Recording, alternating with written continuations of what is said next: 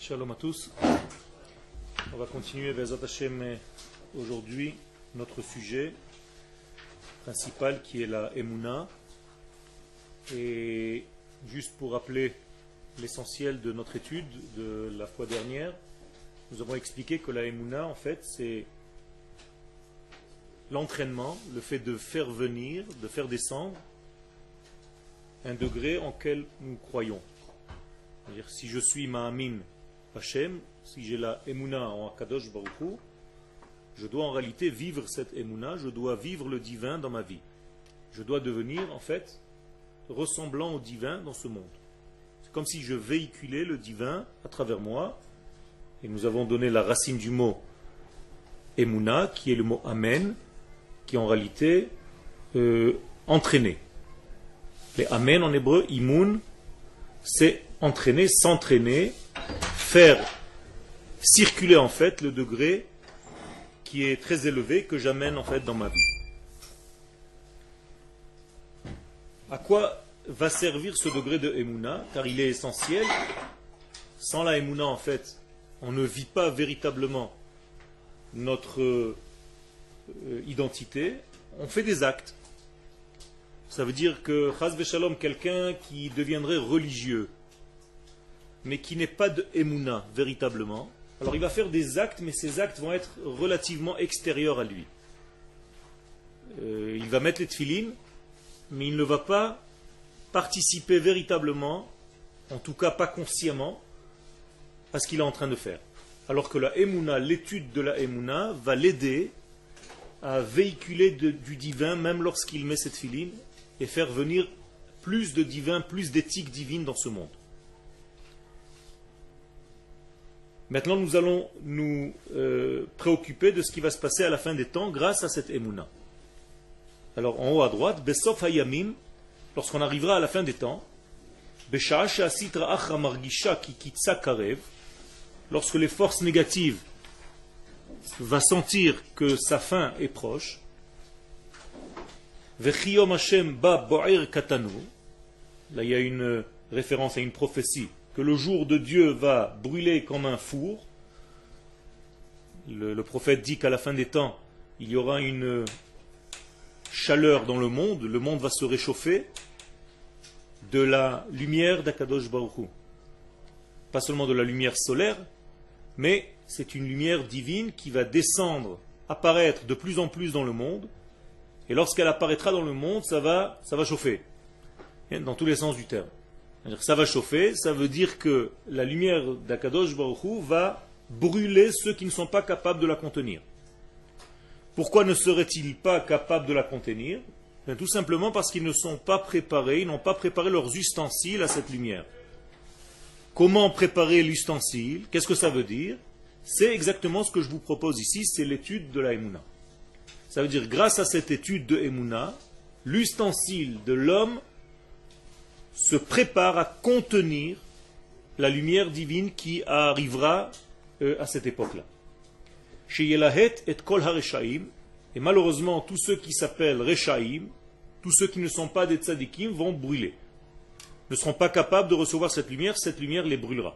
Elle sera trop forte pour eux, car leur contenant ne sera pas identique, approprié au contenu. Vehiyodat, et cette force négative, c'est que toute cette force-là, de la lumière divine, c'est en réalité le dévoilement de la Emouna, de cette fameuse Emouna dont nous avons parlé tout à l'heure. Autrement dit, par nos actes, par notre étude, par nos mitzvot, on fait descendre du divin sur terre. Et donc c'est le dévoilement de cette Emouna, puisque Emouna on ne traduit donc plus par la foi, mais par faire venir. Donc, qu'est-ce qu'on fait en réalité? On remplit le monde de divin. Est-ce que le monde est vide du divin? On peut dire que oui, que le monde a été vidé de son divin lors de la création du monde. C'est-à-dire qu'à la création du monde, il y a eu un acte que les kabbalistes appellent le tzimtzum, une contraction de la lumière divine, qui je ne rentrerai pas maintenant dans les détails, mais c'est comme si la lumière s'était cachée, évaporée. Donc il y avait un vide. Ce vide s'appelle dans le langage de nos sages halal. Ce halal, donc traduction littérale, un grand vide, il fallait le remplir de lumière divine. Sinon, il y a mort. Halal veut dire aussi mort. Khaloul, vide. Halal en arabe, c'est de la viande cachère, mais en réalité, ça veut dire dans la traduction littérale, la mort. Okay? Donc, moralité.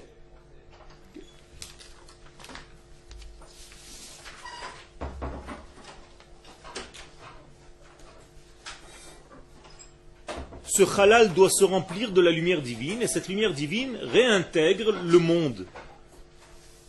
Par quel moyen? Bien, tout simplement, elle réintègre le monde par une lumière beaucoup plus fine, beaucoup plus délicate que la lumière première.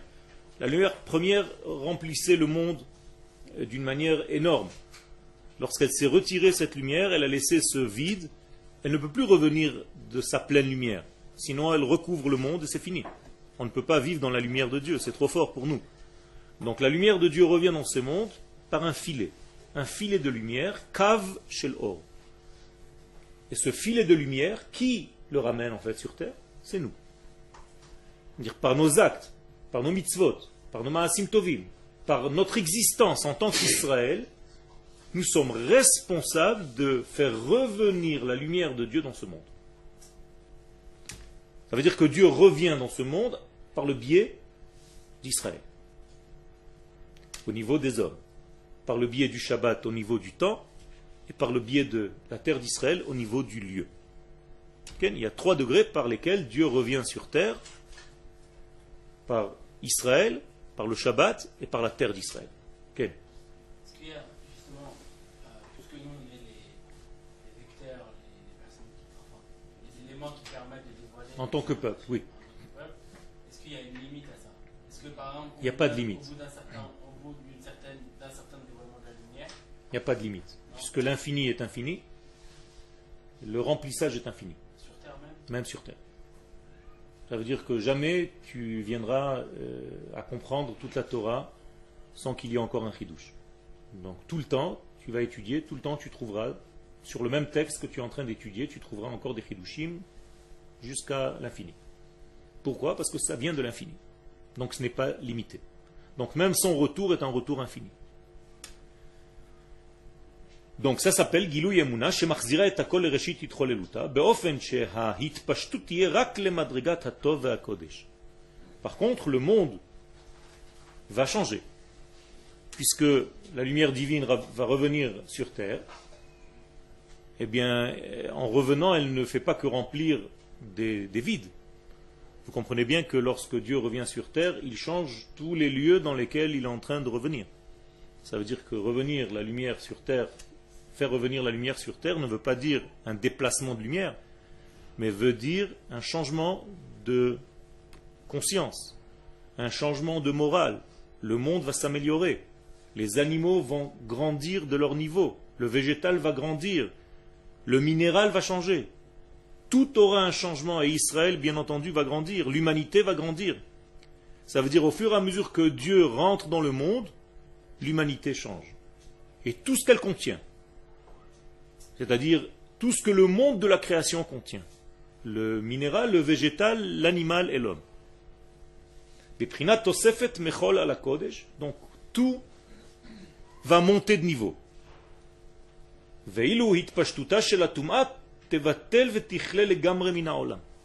Alors que l'impureté, qu'est-ce que ça veut dire l'impureté? Comment vous traduisez l'impureté? Qu'est-ce que ça veut dire? Pardon?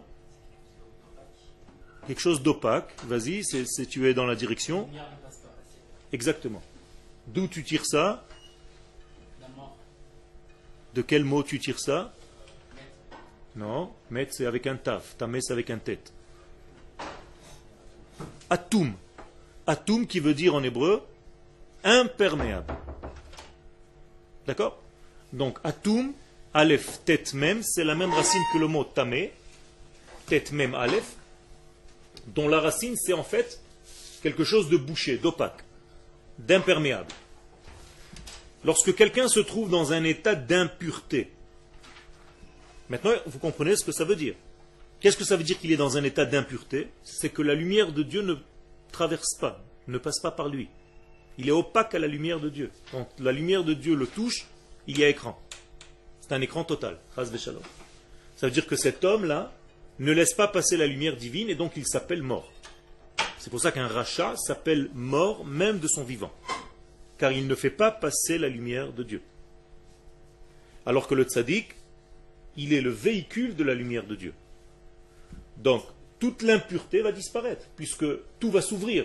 Lorsque la lumière de Dieu va rentrer véritablement, elle va grandir sur terre, il n'y aura plus en fait de Toum'a. Donc la prophétie dit que le souffle de la Toum'a va disparaître. Autrement dit, toute la création sera perméable à la lumière de Dieu. Elle va s'ouvrir à recevoir la lumière de Dieu.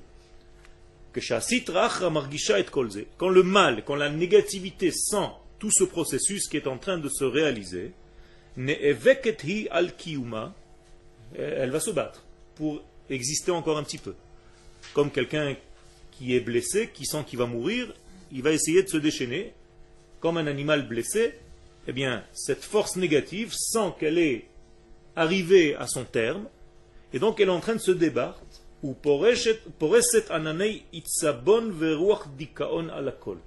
Comment on va voir réellement que cette lumière-là, parce que pas la lumière, que la force négative est en train de se déchaîner, ça aussi ça aura des répercussions sur le monde. Comment on peut voir le déchaînement de la négativité sur Terre? Je vous pose la question. Pardon? Les guerres, les mauvaises actions, d'où ça vient tout ça? D'un état d'abord, d'un état d'âme. Le Rav nous dit ici la raison, il y aura des nuages de tristesse et de désespoir dans le monde. Et au niveau collectif des nations et au niveau individuel. Ça veut dire au moment où la génération, la maladie première sera la dépression, ce qui est le cas aujourd'hui. La plupart des hommes du monde sont traités pour être dépressifs par des cachets ou par d'autres éléments, psychologues, psychiatres, et tout ce que vous voulez. C'est la première maladie de ce monde. Pourquoi? Parce que c'est la force de cette négativité qui sent qu'elle arrive à la fin, qui met un voile en fait, qui lâche en fait tout son filet pour essayer de prendre avec elle le maximum de personnes. Pour faire tomber quelqu'un, il faut le rendre triste. Et donc elle sait ce degré. Et donc si vous êtes Chas v'Shalom dans un état de tristesse, sachez que vous êtes tombé dans le piège de cette force négative, vous pouvez en sortir. Il faut d'abord prendre conscience. Et donc, c'est ce qu'on appelle Anane Itzavon, des nuages de désespoir, de tristesse, Veruach et un souffle de Dikaon, de dépression. Al-Hakol, surtout. Tout aura un air de dépression. Il y aura une dépression au niveau financier dans le monde, comme si les finances étaient dépressives. Vous savez de quoi on parle, de toutes ces crises qu'on traverse maintenant, mais tout ceci, c'est le nuage que la négativité qui sent qu'elle arrive à sa fin est en train de lâcher dans le monde. Donc si vous avez autour de vous des gens très très très angoissés, nerveux, tristes, pas bien dans leur peau, sachez que ça vient de ce degré-là. Et la prise de conscience, c'est le premier degré pour s'en sortir. Ou marvicha basé. Et cette force négative, elle gagne en faisant ce mal autour d'elle, en semant le mal autour d'elle, de cette tristesse. Car la chose qui peut empêcher la lumière divine de rentrer, c'est quoi? La tristesse. Quand quelqu'un est triste, il ne peut pas recevoir Akadosh Baruch Hu. Un prophète, par exemple, qui est triste, ne peut pas prophétiser, vous le savez. Par exemple, Yaakov, qui s'est séparé de son fils Yosef, pendant tout le temps où Yosef n'était pas là, comme papa était triste, eh bien, il n'avait aucune force de prophétie. Dieu ne lui parle plus. Quand vous êtes dépressif, Chas v'Shalom, Akadosh Baruch Hu ne peut pas passer par vous. Donc vous êtes dans l'état d'impureté. Vous revenez à l'impureté de tout à l'heure. Comme si vous étiez opaque. Qui fait cette opacité? La tristesse. La tristesse joue le rôle de mur. séparateur. En hébreu, triste, ça se dit atsuv. Atsuv, c'est la même racine que etsev, qui veut dire les nerfs. Donc c'est lié à la colère, à les nerfs, aux nerfs. Et atsabim. Qu'est-ce que c'est atsabim?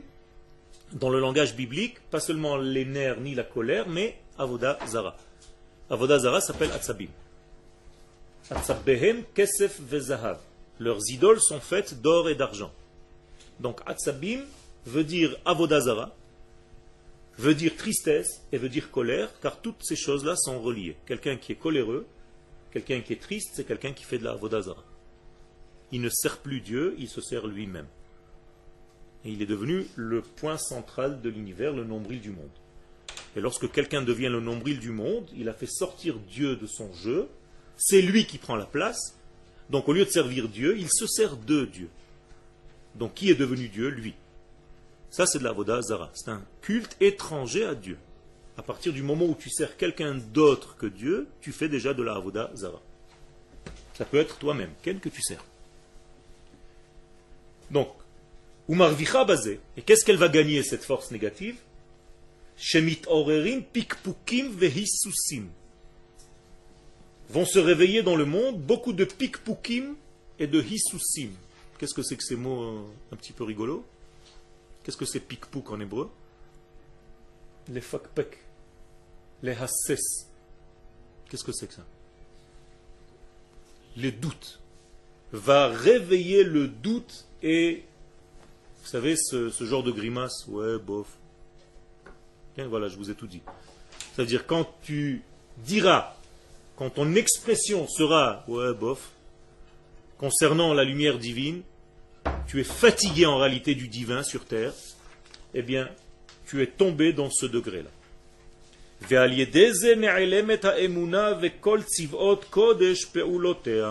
Moralité, fin de compte, tu perds la emuna. Tu perds ton entraînement.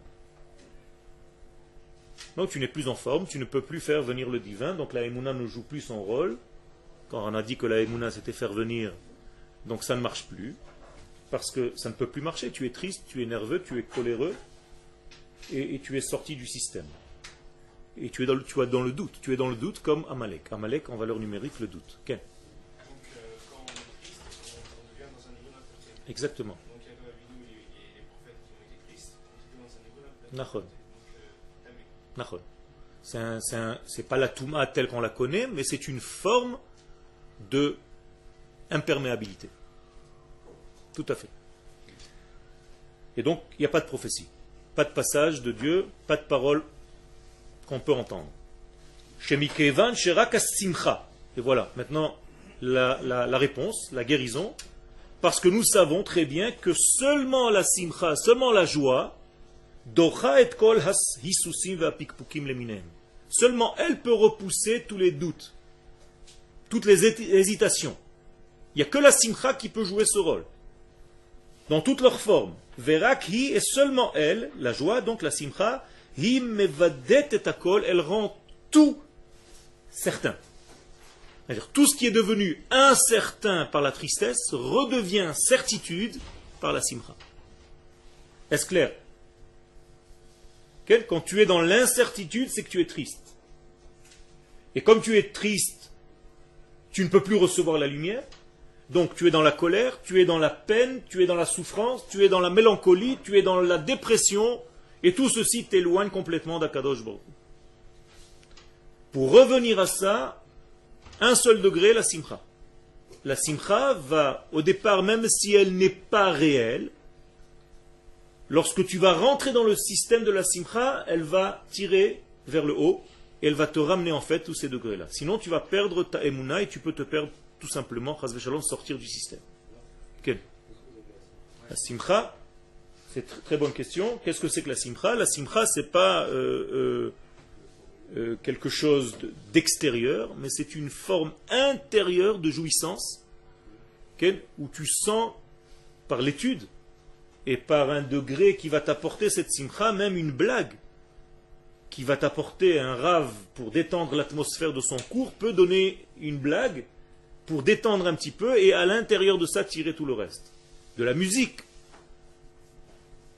Par exemple, quand Yaakov était triste, il y avait une fille dans sa famille qui s'appelait Serach, la fille de son fils Asher, qui jouait d'un instrument et qui chantait une chanson.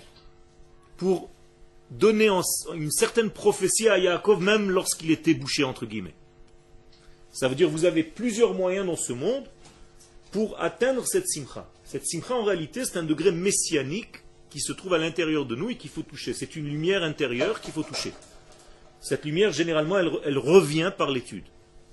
Ça veut dire que quand vous touchez à l'étude profonde de la Torah, vous touchez encore une fois à la simcha. La simcha se réveille. Non, pourquoi ça peut être mauvais? Non, au contraire. Au contraire, dans la tristesse, tu ne vois plus la réalité. C'est ça le piège. Alors, justement, il faut savoir qu'est-ce que c'est que cette simcha, quelles sont les mesures, mais elle n'est pas mauvaise par elle-même. Rien n'est mauvais. Mais dans l'exagération des choses, c'est sûr qu'il peut y avoir un problème. Mais généralement, on n'a pas peur d'exagérer dans la simcha. On a peur d'exagérer dans le reste. Que si c'est une véritable simcha, avec le sens véritable de la simcha, pas holelut en hébreu, pas de la dépravation, mais une véritable simcha, il n'y a aucun doute que c'est une bracha. Parce que plus tu es dans la simcha, plus tu reçois du divin. Et plus tu peux contenir ta simcha et savoir où sont ses limites. Pardon? Nachon, tu as raison. Il y a une certaine... presque une situation proche de la mort. Tu as raison, d'un lâcher-prise total. Okay? Et c'est pour ça que là, dans ces moments-là, il y a degré prophétie. Mais Akadosh Baruch Hu gère les choses pour ne pas tomber. Par contre, ne te fais pas de souci d'être trop dans la simcha. Fais-toi du souci d'être dans le souci. N'aie pas peur. C'est-à-dire, le monde est assez difficile pour à chaque fois te casser la simcha que tu peux un petit peu atteindre. À chaque fois, il t'aura cassé la simcha, donc ne te fais pas de soucis, est-ce que je ne vais pas être trop sa mère? D'accord? Je comprends ta question, mais cette question n'est même pas dans la réalité, tellement le monde est difficile. D'accord? Par contre, l'autre question, oui. Faites attention de ne pas sombrer dans le désespoir et dans la mélancolie et dans l'amertume, dans la sévérité et dans le sérieux. Le sérieux. Comme si pour être sérieux, il fallait faire la gueule. Sois sérieux, puis fais comme ça. Parce qu'il y a des gens qui sont tristes, mais ils ne s'en rendent même pas compte.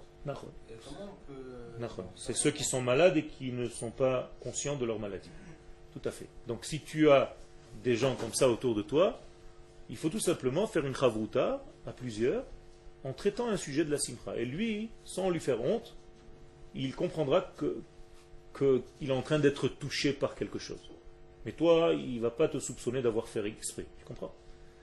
Ça veut dire, si autour de vous, vous avez des gens qui sont dans la tristesse, étudiez des notions de simcha. Étudiez des degrés qui vous donneront la simcha. Et c'est bon pour tous. Même pour ceux qui croient qu'ils sont bien. Donc tout devient certain. Tout devient certitude. Tu vis ta vie dans la certitude lorsque tu es dans la simcha. Il y a un mot secret pour cette kavana, c'est le mot vadaï. Vadaï en hébreu qui veut dire certain, sûr.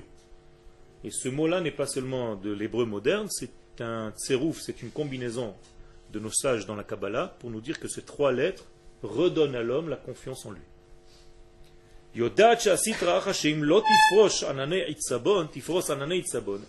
les forces du mal, la négativité, elle sait que si elle ne fait pas ce travail-là, de jeter ce nuage d'imperméabilité, t'égaler à simcha, be'oz Hashem, alors tout le monde va être heureux. Et donc elle n'aura plus de travail. La négativité, elle est morte. Donc qu'est-ce qu'elle fait? Elle empêche la simcha de venir dans ce monde. C'est comme s'il y avait une guerre entre la simcha et la peine. Et c'est toujours la peine qui essaye de gagner pour empêcher la simcha de rentrer. Au niveau global et au niveau individuel chez chacun de nous. Et donc nous dit le Rav ici, en conclusion intermédiaire, que la emuna est synonyme de simcha. Si tu n'as pas de simcha, tu n'as pas de emuna. Et quand on te dit sois sérieux, eh bien commence à rire. Ok? Généralement, c'est ce qu'on ne fait pas. Quand on te dit sois sérieux, tu fais la tête. Non, sois sérieux, commence à sourire. Parce que c'est là où se trouve le véritable sérieux. C'est lorsque tu es dans la simcha. Et le jour où la simcha va gagner dans ce monde, eh bien le mal va disparaître complètement. N'oublie pas que le mot sameach, qui veut dire joyeux, heureux, c'est les mêmes lettres que Mashiach. C'est-à-dire le messianisme, c'est la simcha, c'est la même chose. Lachen reshit darka, c'est pour ça que au moment où le processus messianique est en train de s'ancrer dans le monde, comme c'est le cas aujourd'hui, elle va essayer par tous les moyens de faire du nezek, de faire du dommage. Donc, Reshit Darka lehazik ou leachnis itzabon vedikaon bekol haolam. Donc, si vous voyez une génération dont la maladie première c'est la dépression, sachez que vous êtes dans un temps messianique. Baruch Hashem. Okay? Donc, c'est joyeux alors que c'est triste. Ça veut dire, au moment où tu es conscient de la chose, ça doit te rendre heureux, parce que tu sais exactement comment ça marche, comment le mécanisme marche. Et si tu sais le mécanisme de la chose, tu n'as plus aussi peur. Parce que les gens se posent la question, mais pourquoi on est triste? Pourquoi je ne suis pas bien? Pourquoi j'ai des angoisses? Pourquoi je me sens mal? Maintenant, vous avez une réponse. Parce qu'il y a un souffle global qui couvre le monde de ce nuage de tristesse, pour empêcher de grandir. Pour vous empêcher de recevoir la lumière divine. Chas v'shalom. Ken. Est-ce que c'est assez? Est-ce que ça veut dire qu'on est très proche ou alors juste ça peut être pire que... Tu veux une date? Tu veux une date? Non, je sais pas. Ah. Je vais savoir que peut-être que la situation peut empirer bien plus que ce Ken. C'est un petit peu difficile, Ken. Mais tu as raison. Il faut savoir voir comment les événements dans ce monde se prépare autour de nous, et tu as raison, effectivement, qu'il peut y avoir, peut-être qu'on n'a pas encore touché le fond. Okay? Malheureusement.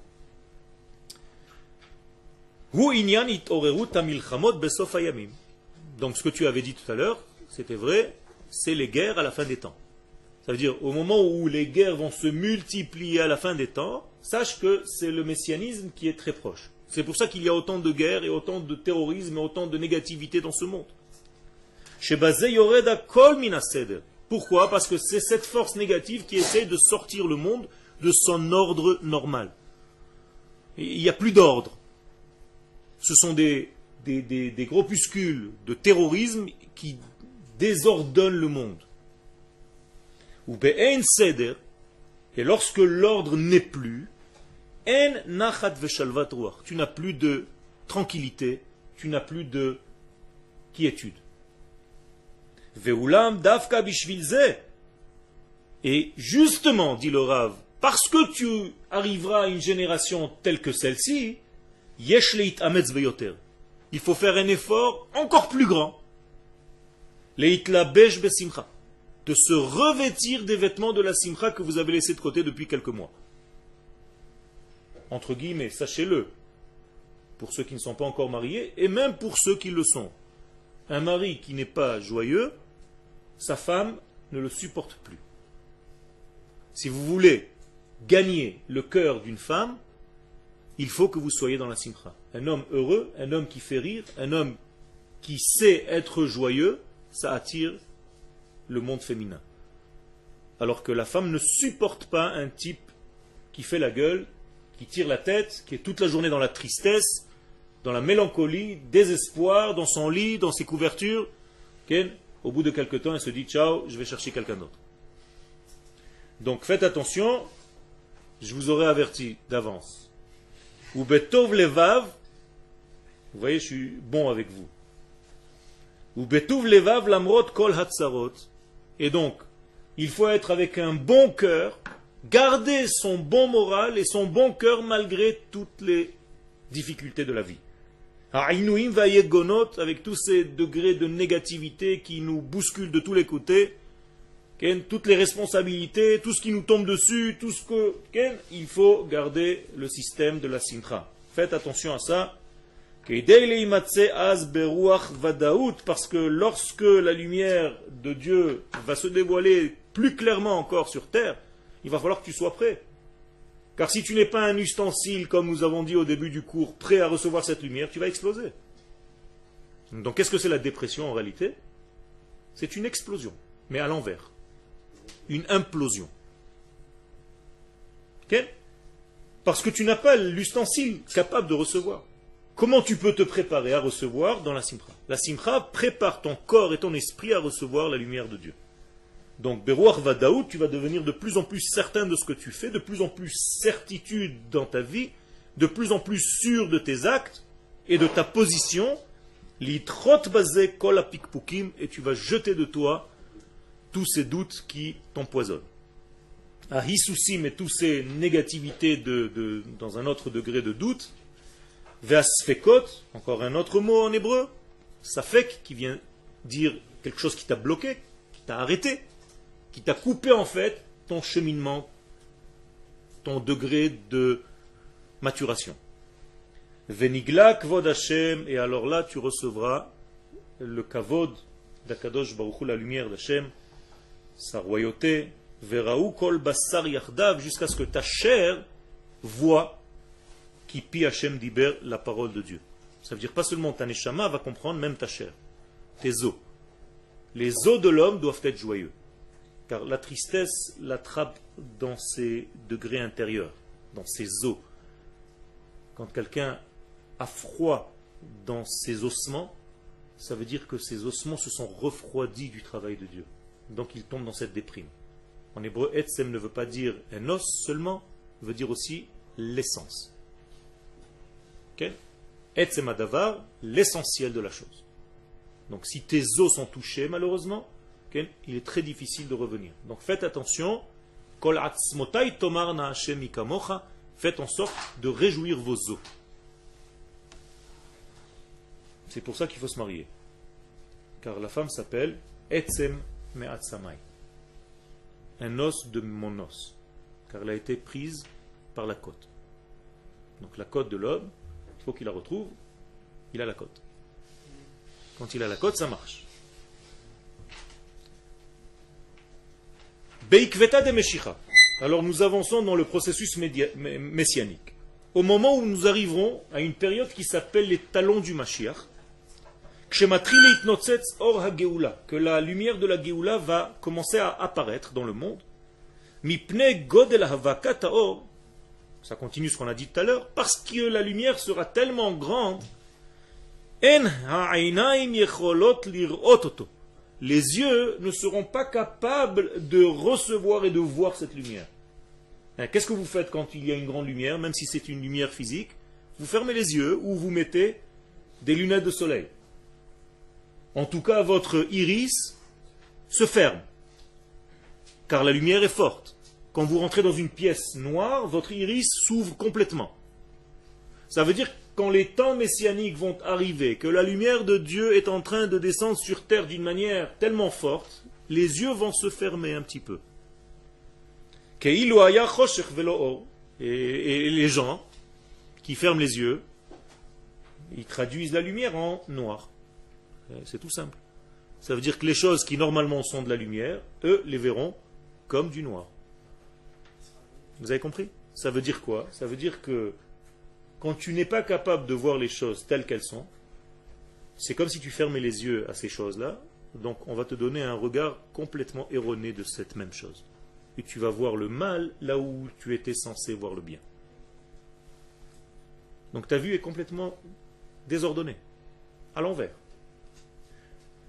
Pourquoi? Parce que la lumière est trop forte. Et quand la lumière est trop forte, toi tu fermes les yeux. Et quand tu fermes les yeux, tu ne vois plus, donc tu te mets dans le piège, tout est foutu. Alors qu'en réalité, c'est tes yeux qui ne sont pas capables de recevoir cette grande lumière, mais ouvre tes yeux, tu verras la grande lumière. Ah, pourquoi je ne peux pas voir la lumière? Pourquoi j'ai besoin de fermer les yeux? Ben, tout simplement parce que tu ne t'es pas assez préparé. Donc là, quand la lumière est trop forte, et que tu ne t'es pas préparé, que la lumière est subite, tes yeux se ferment automatiquement. C'est naturel, mais en même temps, tu deviens aveugle. Tu ne vois rien. Ce qu'on appelle en hébreu Aïn Hara. Qu'est-ce que c'est le mauvais œil? C'est pas seulement il a jeté un œil ou je ne sais pas où il a jeté. Le mauvais œil, c'est pas un mauvais œil comme nous on pense. Le mauvais œil, c'est avoir un mauvais regard sur l'existence. Et un bon œil, Aïn Tova, c'est voir toujours bien les choses et penser toujours du bien de mon ami. Même si quelqu'un vient me dire qu'il a fait quelque chose de mal, je le vois encore avec un bon œil. Aïn Tova. Donc, les gens vont penser que la lumière, c'est du noir. On est d'accord. Moralité, qu'est-ce que c'est que la plaie des ténèbres?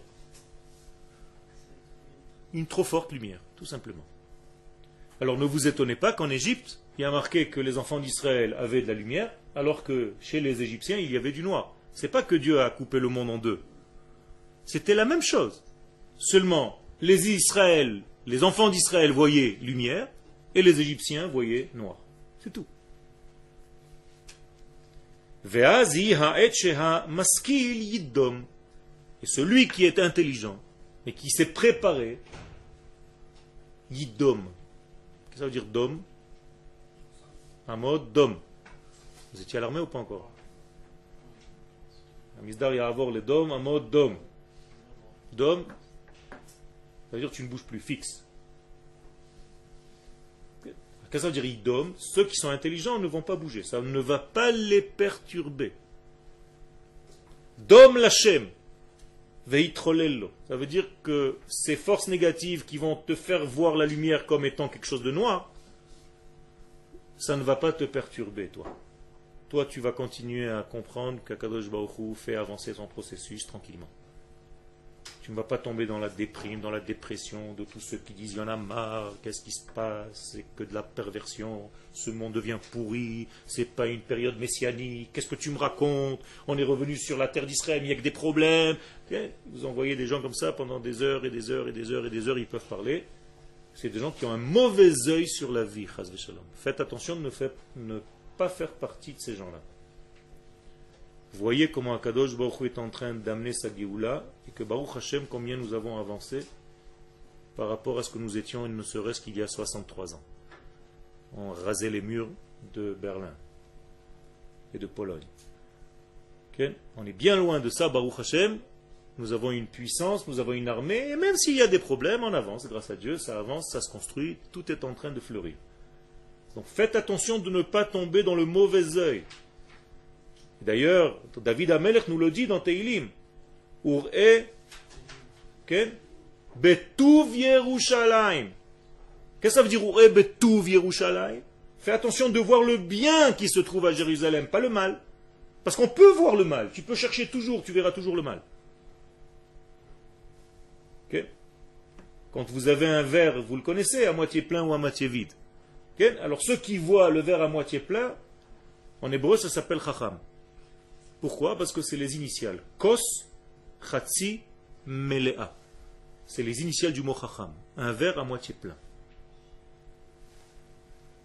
Beprinat, Hashem yilachem lachem vatem tacharishun.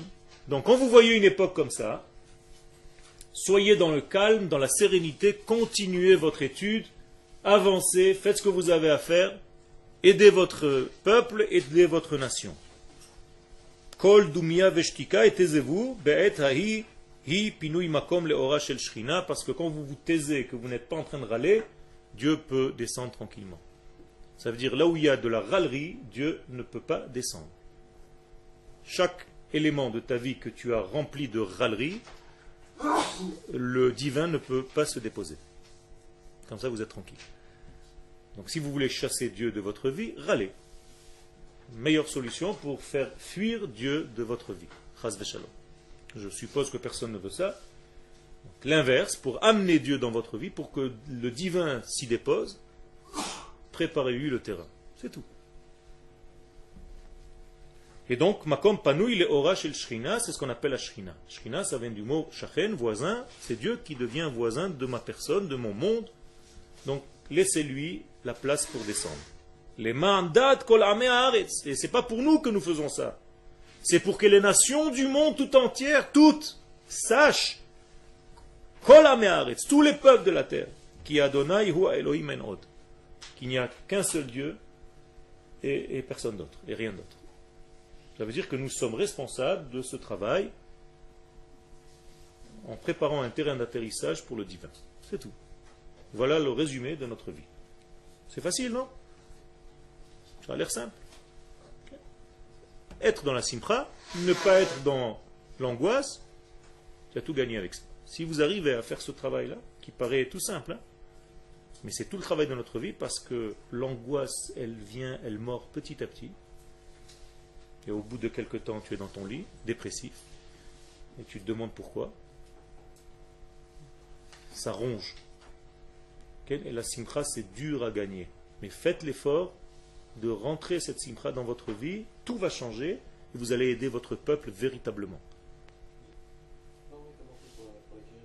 Justement, je t'ai répondu tout à l'heure, par l'étude, déjà, par l'étude de la Torah, quand tu découvriras par exemple des nouveautés dans l'étude, des chidushim, ces chidushim vont t'enlever les doutes dans ta vie, vont te donner des certitudes dans ta vie, et tu deviendras de plus en plus certain de ce que tu fais, de ce que tu es.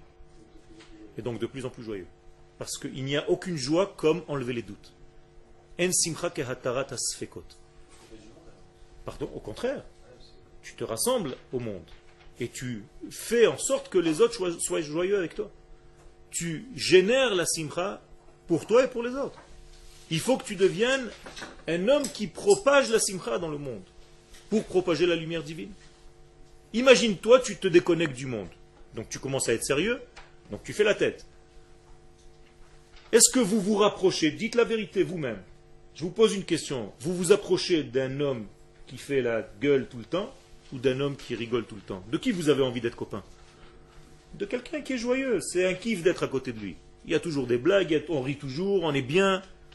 Un type qui fait la tête, une fois, deux fois, tu n'en peux plus. Donc tout le monde le quitte. Tu n'as pas besoin de quitter le monde te quitte.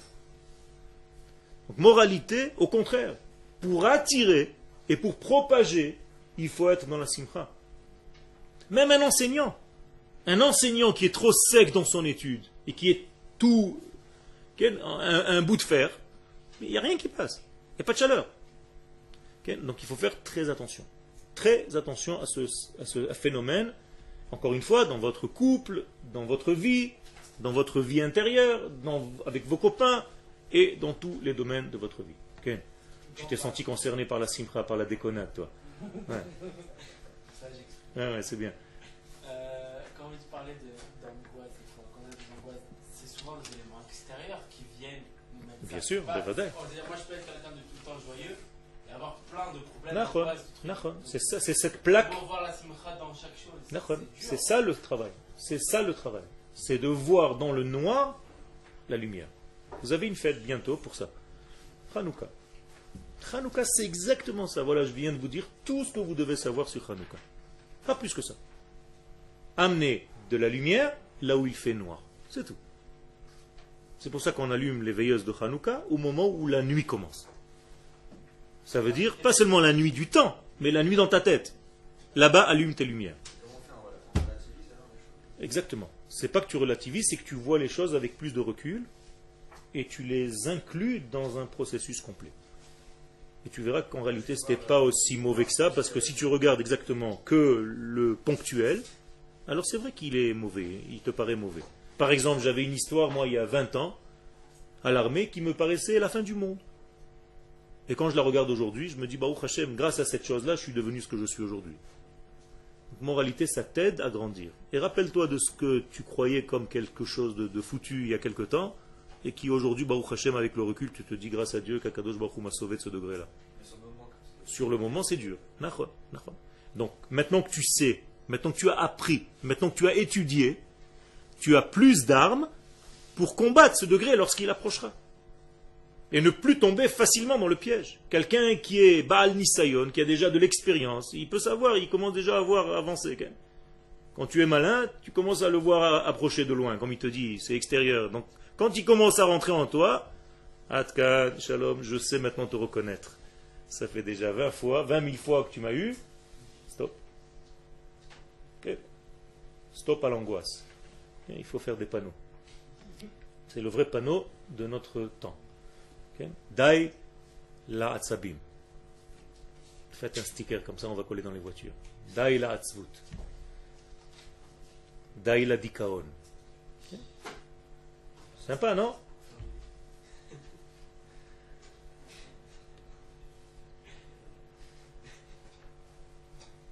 ואומנם באותה עת ישנם כאלה שהם בחינת דומיה והם בחינת יעקב שנאמר עליו והחריש יעקב עד בואם, וישנם כאלה שהם בחינת שמעון ולוי אשר באו על העיר בטח ויהרגו כל זכר ומהם יתקלס הילאה.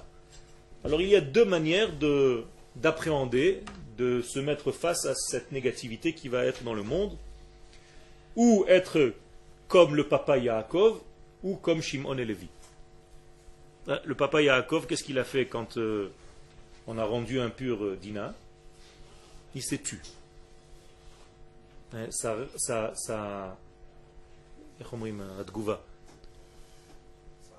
réaction était de se taire, de ne rien dire. Alors que ses deux enfants, Shimon et Lévi, des tueurs à gages, ils se sont réveillés, ils ont dit quoi? Un truc pareil? Allez, on prend les armes, on fait un nettoyage. Dit le Rav, Dieu a eu sa simcha par les deux degrés. Ça veut dire et par le degré de Yaakov qui a su se taire, et par le degré de ses enfants qui ont dit on va combattre quand même le mal. On ne va pas le laisser ici. Leçon pour nous que la période dans laquelle nous sommes, c'est pas parce qu'on a étudié que tout ce qui se passe, tu vas te dire oui, j'ai appris dans le cours que c'est bien, c'est sympathique. Tout ce qui se passe, c'est sympa. Non. D'un côté, tu te tais, tu joues le rôle de Yaakov, et quand tu es très fort, comme les deux fils, Shimon et Lévi, tu sors et tu combats ce mal. Ça veut dire tu essayes de l'éliminer de ta vie. Tu essaies de le sortir de ton degré. Vous avez compris? Pourquoi c'est les enfants qui ont été se battre? Parce que les enfants représentent la fraîcheur.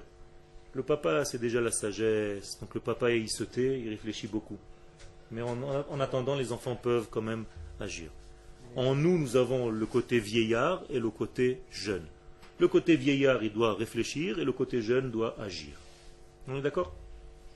Il ne les a pas suivis, mais il s'est tenu à l'écart. C'est tenu à l'écart parce qu'il ne savait pas que Dieu était d'accord. Alors que Dieu était d'accord. Il était quand même allé avec ses fils, puisqu'il ne voulait pas les laisser seuls. Finalement, ils ont tous été ensemble, mais Akadosh Baruch Hu, malgré tout, suit le processus de ses enfants et ne met pas d'obstacle. La preuve, c'est qu'il embrouille tout le monde et personne ne les trouve. Ce qu'on appelle Chatet. Elohim aleharim asher zvivotem velo rakfu acharei bnei Yaakov. On n'a pas poursuivi les enfants de Yaakov. Vayichitat Elohim. Akadosh Baruch Hu a mélangé la géographie. Il y avait une montagne ici, elle n'y est plus, je ne comprends plus rien. Et qu'est-ce qui se passe? Ils ont disparu de la circulation. Akadosh Baruch Hu, une intervention divine qui a dit à Shimon et Lévi, Chazak ou Baruch, quand même, calmez-vous un petit peu, mais et Yaakov se tait. C'est-à-dire, il faut en fait les deux degrés. Ces deux degrés, c'est un équilibre entre ta sagesse et ton mode d'action qui va sortir contre le mal que tu rencontres dans ta vie. C'est ça? N'agissez pas comme des fous, réfléchissez, mais en même temps vous devez combattre le mal. Ça, c'est les deux degrés de notre vie, et tout doucement, on rentre dans ce processus messianique qui va nous donner des kélim, des ustensiles, pour pouvoir vivre l'avènement messianique qui est en route et qui est très proche. Be'ezrat Hashem. Toda Rabba.